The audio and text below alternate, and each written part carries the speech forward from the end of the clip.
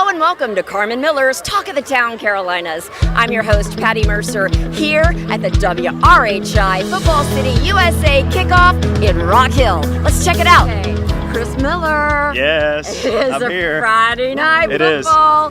Man, tonight's really, really important. Frame this up for someone that's not here tonight. What could you expect? Why should they be here? Well, it's Football City USA. That's what Rock Hill's been termed because of the great athletes that have come out of town here. But tonight's a great atmosphere for football. It's a community event. You have Rock Hill, Northwestern, and South Point all in action. 3 great games. Seriously. Northwestern and Providence, then South Point and Burns, which is going on behind us right now, and we'll have Rock Hill and Myers Park a little bit later. And what I like about this, you look up here in the stands and you got people from South Point, Rock Hill, Northwestern. They're sitting beside each other. They're talking about football. That won't happen any other time of the year because they're going to be on opposing sides most of the time, and they're not going to get the opportunity to have the camaraderie out here. It's a party atmosphere. A lot of folks have come out. The weather has been grand, and we've had some great sponsors, and the games have been good. We already had a winner, so one of our Rock Hill teams took home the big small Lombardi, mini Lombardi. Hey, tonight. real deal. Northwestern won their game by a score of 17-3 over Providence Bringing of it Charlotte. home. And you know, as they say all the time, Charlotte's got good football, but whenever they come across that southern line into the south part of Carolina, that's whenever it really starts. This is a start of a tradition. It is. The Herald, Rock Hill Herald did this for a long time. It was called the Jamboree. Went away in the early 2000s, 2005, 2006, and one of the reasons was it just got to be people weren't as excited about coming anymore. So they're excited tonight. they are. This event is growing year by year. This You have is to only the understand second that year. The old Jamboree was defunct for 12 years. This is our second year, and the crowd is much better. Right. The weather is better, and I expect we'll fill this place up next year. Oh, It's a reboot. Yeah, You know, that's a reboot. common thing to say now, a reboot.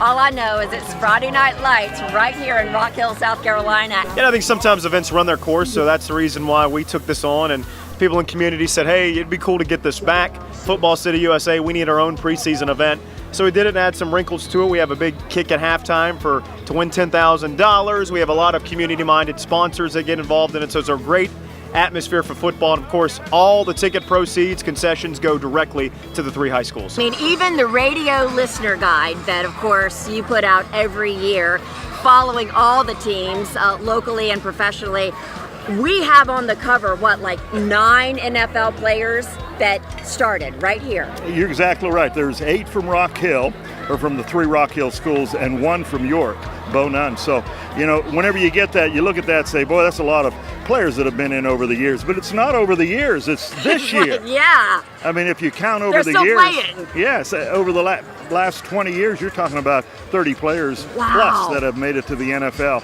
And when you think about the ratio compared to other cities of comparable size, I mean, we're something like 9-1 over them.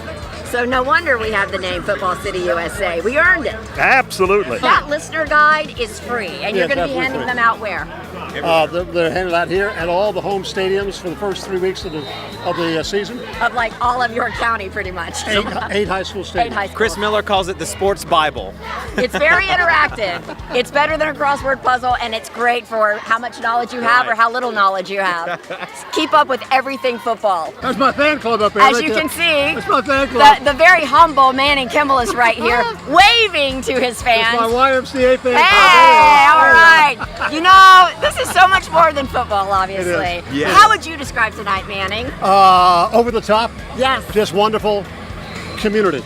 Community, Yep. that's right. And there's a lot of things that the fans can actually interact with besides just cheering and rooting on the team. Yeah, you've got the Arrow Point Federal Credit Union Kick for Cash, so that's one thing to do. But it's a chance for folks in the stands today to see the best teams in Rock Hill play, but also to see about a lot of the businesses that are in our community that they otherwise might not use or never have a chance to use them. Now they can get their information and use their services. It's also an opportunity for them to select the most valuable player for each of the home teams, as they did in game number 1, and they'll do in game number 2 and 3, all done through social media via Twitter. What does this mean for the players?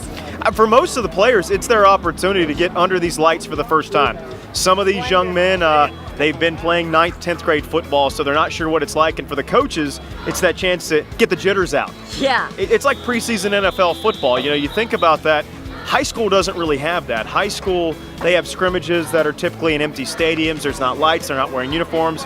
Coaches can take the players through this. They can test their headsets, their mics, all that stuff to get ready for next week when the wins and losses count. So really, this is like a dress rehearsal. It really is. You look in the first game, Northwestern had a new offensive coordinator they were breaking in. South Point now has got a new defensive coordinator. So figuring that out, what does that feel like, the relationship between the coordinators and the head coach? Because the head coach has to decide to go forward or take timeout. So how does that work together? And again, this gives them that opportunity to really feel themselves out before next Friday night. Yeah, and cheerleaders are here. Good old stadium food is here. Music is here. And of course, the play-by-play announcers. Everything that you would expect and want to see at a football game that just gets you charged up for the season. It does, and I mean, there's no excuse not to be out here. I know people who couldn't make it out here this year. Hopefully you'll be back next year for this event, which we promise to be even bigger for the 3rd annual. We love WRHI, OTS Media for making something like this possible, bringing our community together. So let's just keep it up. And all about community. Yeah.